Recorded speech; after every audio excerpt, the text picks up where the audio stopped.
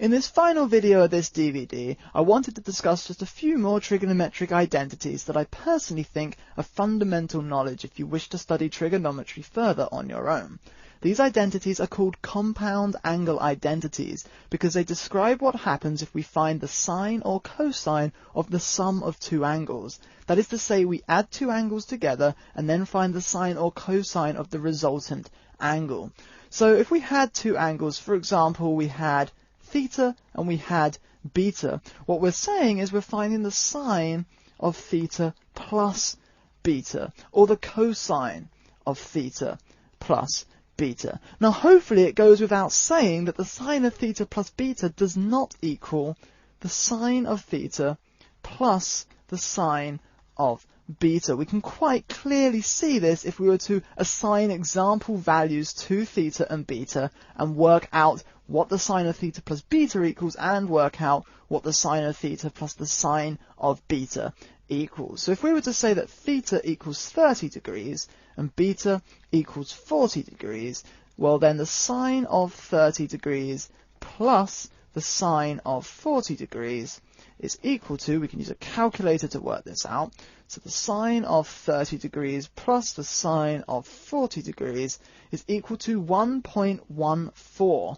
Well, we can clearly see this can't possibly be equal to the sine of theta plus beta because this value is outside of the range of what the sine function can return. The sine function can only return values between -1 and +1.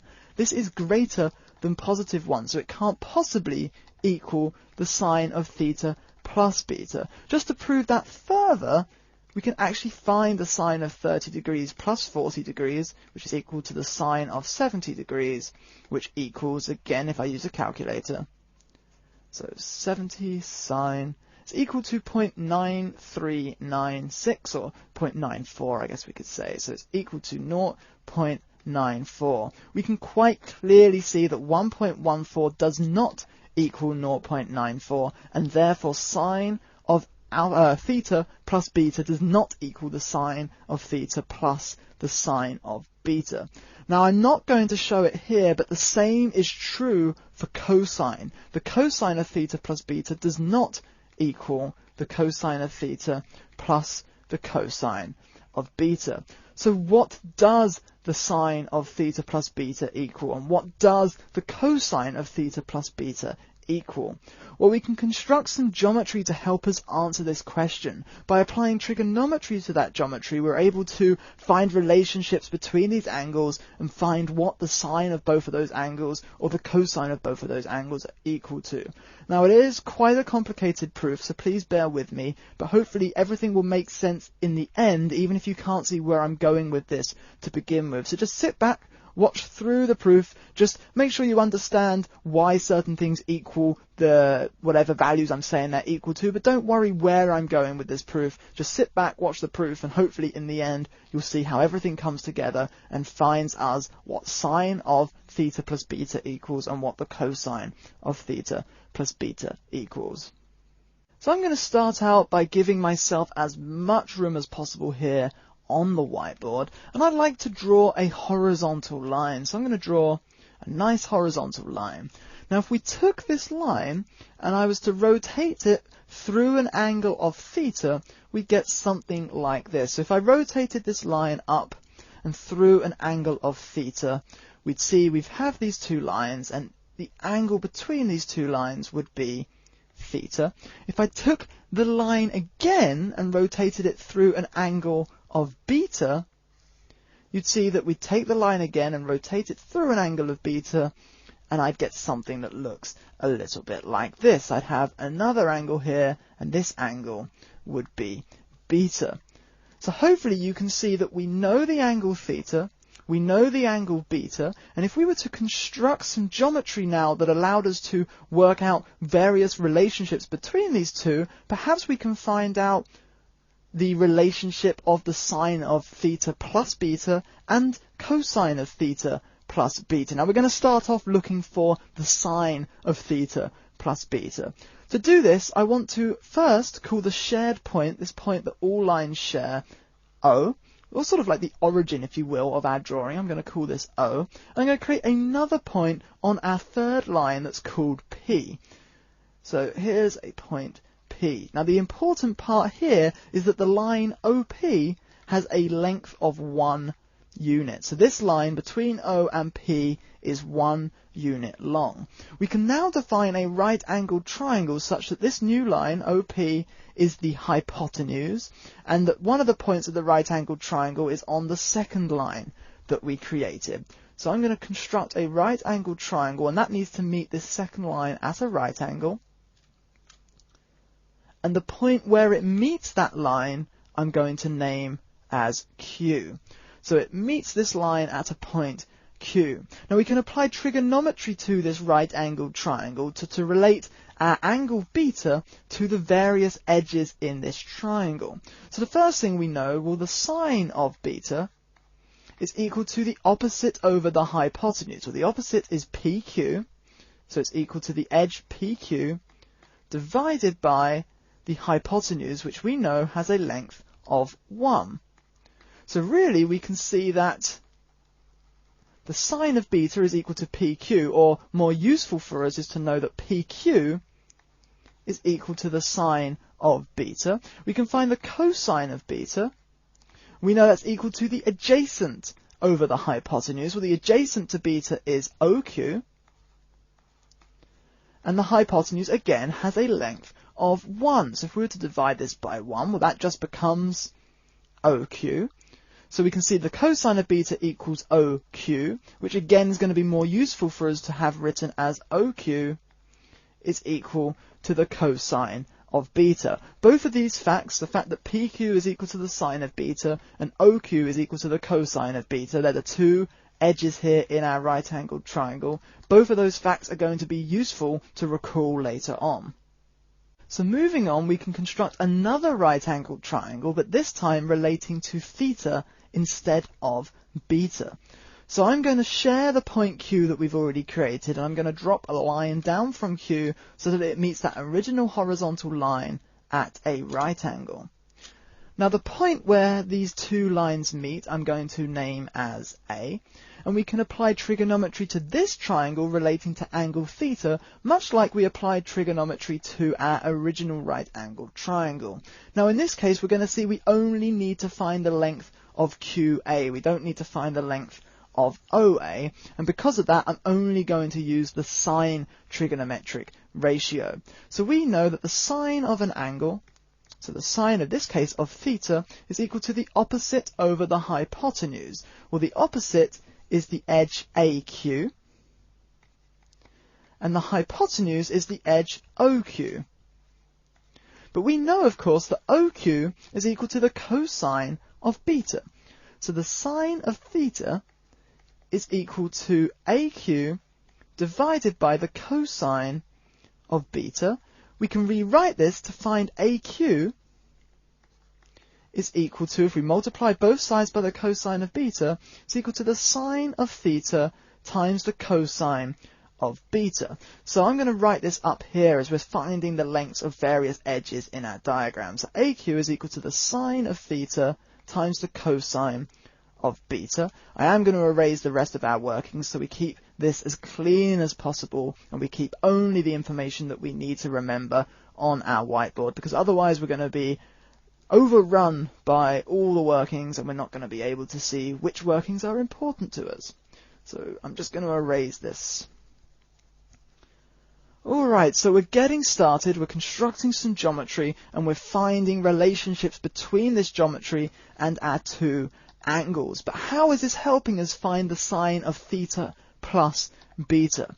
Well, we've seen in both cases with both of our right-angled triangles that the sine relates our hypotenuse to the opposite edge.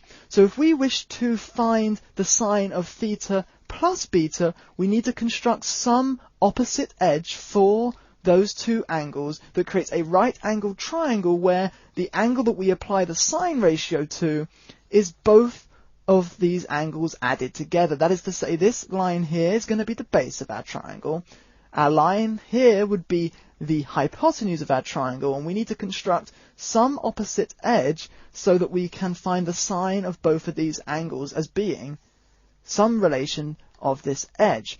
Now, if we make the point P part of our triangle so that the hypotenuse is OP, which we know has a length of 1, that's actually going to make our life a lot easier for us. So what I can do, I know this is a perfectly horizontal edge, so if I was to construct a perfectly vertical edge that drops down to it from point P, we know that it meets at a right angle, and we'll notice, as I bring a layer that I can draw on, I am going to name this new point as B. You'll notice here in this right angled triangle, we have the hypotenuse as a length of 1, and the opposite edge is this edge BP, or PB. Therefore, we know the sine of theta plus beta is equal to the opposite, which is PB, divided by our hypotenuse, and our hypotenuse is OP, which we know has a length of 1. Therefore, we know the sine of theta plus beta is equal to PB. Now, why is this useful for us? Well, if we can find the length of PB, if we can find the length of this newly created edge right here, then we can find the sine of theta and beta. What we need to do is we need to find the length of this in terms of things that we know. All we know are these angles, or of course we can apply trigonometric functions to these angles. So we're attempting to find the length of PB in terms of theta, beta, or the cosine and sine of those angles. To help us find the length of PB, I'm going to break this line down into two different sections. Now, we already know the length of AQ. We know that that's equal to sine theta cos beta. So what if I was to create a section on PB that was the same length as AQ? That would then leave us only needing to find the length of the remaining section. So allow me to create a horizontal line from Q over to the line PB. We know that that will meet that line at a right angle because effectively the line, as I bring up a layer I can draw on, there we go, this new line that we've created is parallel to the line BA. And because it's parallel to BA and because PB and AQ are parallel to each other, we know we've effectively just defined a rectangle here. So I'm going to call this new point R, and we know that BR is the same as AQ. So because of that, and I'm actually going to call this RB just to keep with the notes that I've got over here. So because of that, we know that RB is equal to AQ. They are the same length. This is a rectangle. Notice that we've got right angles here in all of the corners. So this is a rectangle, and because it's equal to AQ, we know it's equal to sine theta cosine of beta. So now that we've found the length of RB, all we need to do is find the length of PR. We can add those together, and that's going to give us the sine of theta plus beta, because it's going to give us PB. Now notice we've actually constructed a right-angled triangle here. The triangle PRQ is a right-angled triangle. Therefore, if we can find either of these two angles other than the right angle in that triangle, we can apply trigonometry to this triangle to find the length of PR. Luckily for us, we've also created a line that intersects two parallel lines. It may not be very clear, but we do actually have that scenario, because OA is parallel to RQ. We can see this because RQ and BA are both perpendicular to the line PB. So if they're both perpendicular to the same line, then these must both be parallel. And we know that BA is just a section of OA. So if BA is a section of OA, then OA is parallel to BA, which means it's also parallel to RQ. So OA is parallel to RQ, and we can see the line OQ is intersecting both of them. So we have a scenario where we have two parallel lines and a line intersecting them. Now in Volume 1 we discussed Euclid's theory on such a scenario, and that allows us to relate certain angles to others. Now this may be a little bit confusing to follow, so I'm going to try and work through it slowly, but we can see in such a scenario where we have a line intersecting two parallel lines, if we had an angle here, which I'm going to name this angle theta, well, it told us that this angle is also theta, the angle up here is theta, and this angle down here is also theta. Well, notice in our scenario here where we have OA and RQ being intersected, in that scenario, the angle right here is this angle theta. And notice, the angle in here would be this angle right here, which is also theta. So the angle between R, Q and O is theta, and we know theta, it's a known value. We know theta, we know beta. So if we know theta, then perhaps we can use this to somehow work out the angles in this right-angled triangle. Well, look, we have a straight line here, and we can see that there are three angles that add together to form the angles on this straight line, which we know are 180 degrees. Those three angles are a right angle of 90 degrees, plus some unknown angle, which we can call x, plus theta. So we have some unknown angle in here, which I'm going to call x, and that is going to be equal to something. What is it equal to? Well, if we subtract 90 degrees from both sides, we can see that 90 degrees is equal to x plus theta. Then if I was to subtract theta from both sides, we can see that 90 degrees minus theta is equal to x. So this makes sense, because if this is 90 degrees and the whole thing is 180 degrees, well then this portion here must be 90 degrees. And if that's 90 degrees and this is theta, this must be 90 degrees minus theta. So x is equal to 90 degrees minus theta. I'm going to leave that there just for a second because it's going to be useful to us shortly. So x is equal to 90 degrees minus theta, and I can get rid of theta here as well, so we keep our diagram as clean as possible.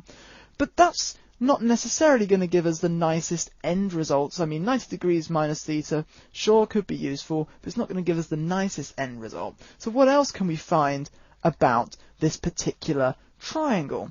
Well, we know these three angles must add to 180 degrees. So again, we have 180 degrees is equal to, well, a right angle, 90, plus x, well, we know x is 90 degrees minus theta, plus some other angle that we don't know. Well, let's call that angle y.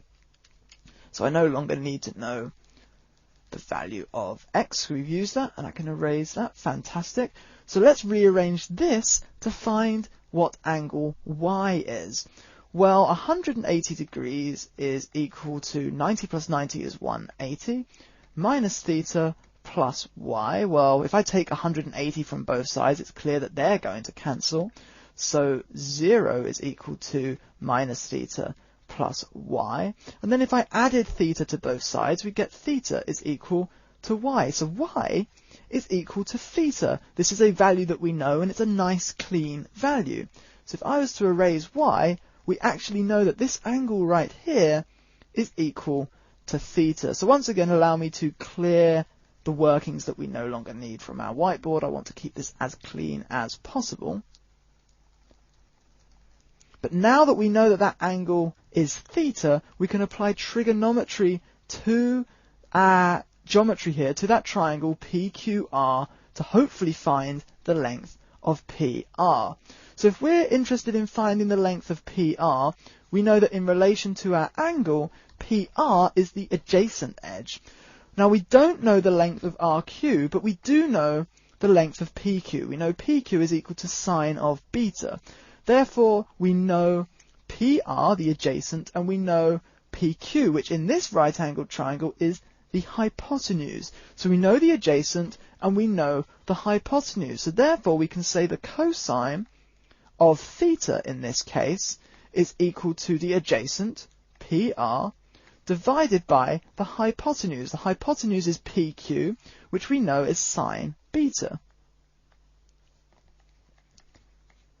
So we can rearrange this to find the length of PR. We can do that by multiplying both sides by sine beta. That tells us that PR is equal to the cosine of theta times the sine of beta. So I'm going to write that in here. PR is equal to the cosine of theta times the sine of beta. Again, I'm going to erase any workings that we don't need, just to keep things as clean as possible.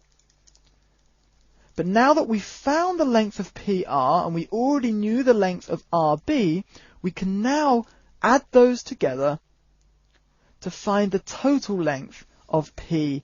Again, we found the length of PR, we already knew the length of RB, we can add those together to find the total length of PB. And why are we doing that? Because PB is equal to the sine of theta plus beta. So PB is equal to, well, it's going to be equal to RB plus PR. It's equal to this part of our line plus this part of our line. So it's equal to RB plus PR, which is equal to, well, RB is equal to sine of theta cos of beta. So it's equal to the sine of theta times the cosine of beta, plus PR is the cosine of theta times the sine of beta. Now, once again, what did we say about PB? Well, PB is equal to the sine of theta plus beta. So the sine of theta plus beta is equal to the sine of theta times the cosine of beta plus the cosine of theta times the sine of beta. We have found the sine of theta plus beta in terms of only values that we know. It's in terms of theta and beta, or of course we can always calculate the trigonometric functions of an angle. So we have found the sine of theta plus beta in terms of things that we know. And this is the first of our compound angle identities. Now don't worry, the others are actually going to be a lot quicker to derive now that we've done all of this groundwork. The second compound angle identity I wish to derive is the sine of theta minus beta.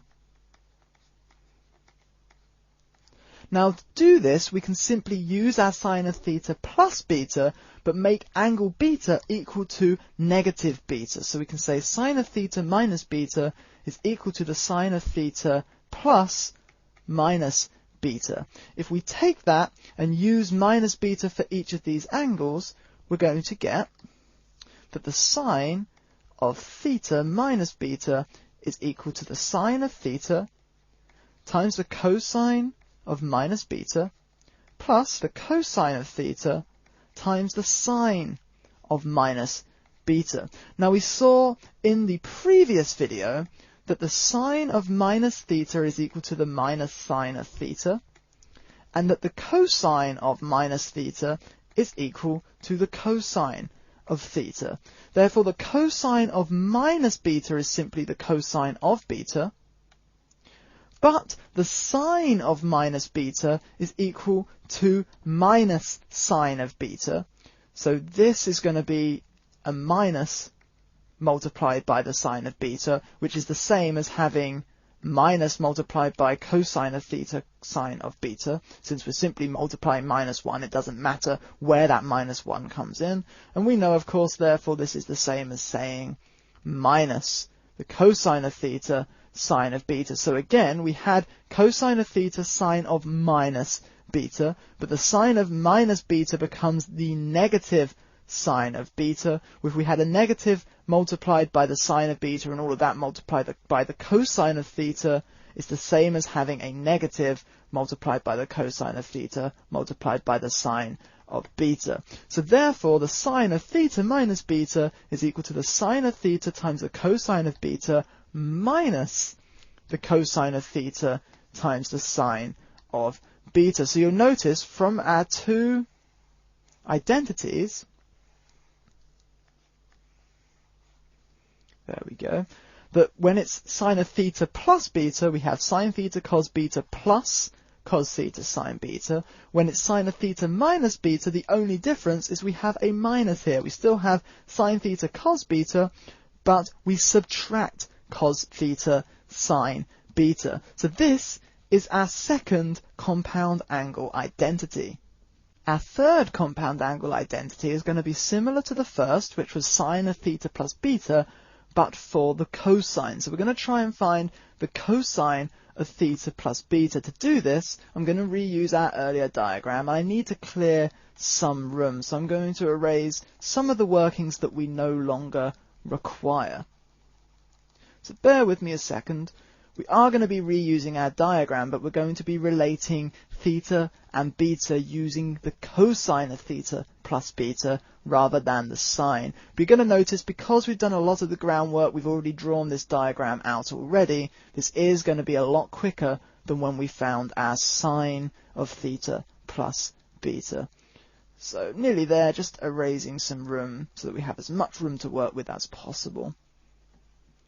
Fantastic. So we are trying to find the cosine of theta plus beta. That's this angle right here, which means, of course, we're dealing with the right-angled triangle OBP.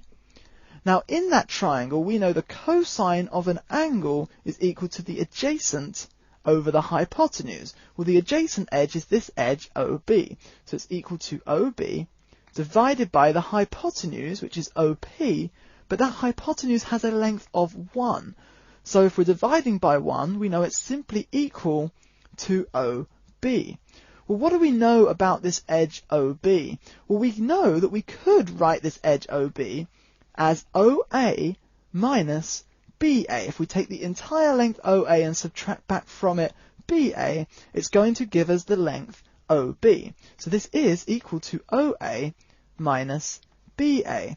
But what else do we know? Well, we know that BA is the same length as RQ. We know this, it's a rectangle, therefore the two ends of the rectangle are equal length. So we know that this is also equal to OA minus RQ. So bear with me 1 second as I write this up here and then erase the rest of our workings. So the cosine of theta plus beta is equal to OA minus RQ. So that means if we can find the length of OA and we can find the length of RQ, we can find the cosine of theta plus beta. Well, OA, this length here, OA, can be found by analysing the triangle OQA. We know one of the angles in this triangle is theta. We know OA is adjacent to this angle. And we've also found OQ. We found OQ earlier as the cosine of beta. So we could use the ratio that relates our adjacent and hypotenuse, which we know is cosine, and say the cosine of theta is equal to, well, that's going to be equal to our adjacent, OA, divided by our hypotenuse, OQ. But we said earlier that OQ is equal to the cosine of beta. So our cosine of theta is equal to OA divided by the cosine of beta. That means OA is equal to the cosine of theta times the cosine of beta. So that's what OA is equal to. So allow me just quickly to erase this, just so we can keep everything all on one page. I don't have to scroll around. Fantastic. So OA is equal to the cosine of theta times the cosine of beta. So that's OA, but what about RQ? Well, RQ we can find by using the triangle PRQ. We know that RQ is the opposite edge of our angle theta, and we already found PQ. We know that PQ is equal to sine beta. So PQ is the hypotenuse of this triangle. RQ is the opposite edge. That means we can say the sine of theta is equal to the opposite, RQ, divided by our hypotenuse, and our hypotenuse is PQ, which we've already said is sine beta. So sine beta. That means that RQ is equal to sine theta times sine beta. So we know that OA is equal to the cosine of theta times the cosine of beta, and RQ is equal to the sine of theta times the sine of beta. That means the cosine of theta plus beta, which is equal to OA minus RQ, the cosine of theta plus beta, which is equal to OA cosine of theta cosine of beta minus RQ sine of theta sine of beta. So this is our third compound angle identity. The cosine of theta plus beta is equal to the cosine of theta times the cosine of beta minus the sine of theta times the sine of beta. Now the final identity for this video is going to be the cosine of theta minus beta. For this I am going to bring up a new whiteboard because I think we've pretty much pushed the limits of everything we can squeeze onto that board. So I'm going to bring up a new whiteboard. I'm going to start out by rewriting our third identity. So the cosine of theta plus beta is equal to the cosine of theta times the cosine of beta minus the sine of theta times the sine of beta. Fantastic. So the the final identity, fourth and final identity that I'd like to show in this video is the cosine of theta minus beta. Now we've seen we can use the cosine of theta plus minus beta to show this, just like we saw with sine. We simply make our angle equal to minus beta and then use our formula for the adding of two angles. This is going to give us the cosine of theta times the cosine of minus beta minus the sine of theta times the sine of minus beta. Now we've already seen that the cosine of a negative angle is simply the cosine of the positive angle. This is equal to the cosine of theta times the cosine of beta minus, well, the sine of a negative angle is equal to the minus sine of the positive angle. So all of this is going to get multiplied by a negative 1. So it's the same as minus sine of theta sine of positive beta, because this became minus sine of beta, and that minus can simply sit at the front of the entire multiplication. So these two minuses here are going to become a positive, because minus a minus number becomes a plus. So we have, as our fourth and final identity, that the cosine of theta plus beta is equal to the cosine of theta times the cosine of theta plus the sine of theta times the sine of beta. So just to recap, here are our four compound angle identities. The sine of theta plus beta is equal to the sine of theta times the cosine of beta plus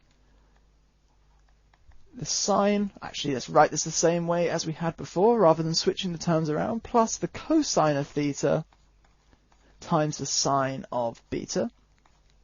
The sine of theta minus beta is equal to the sine of theta times the cosine of beta minus the cosine of theta times the sine of beta. The cosine of theta plus beta is equal to the cosine of theta times the cosine of beta minus the sine of theta times the sine of beta.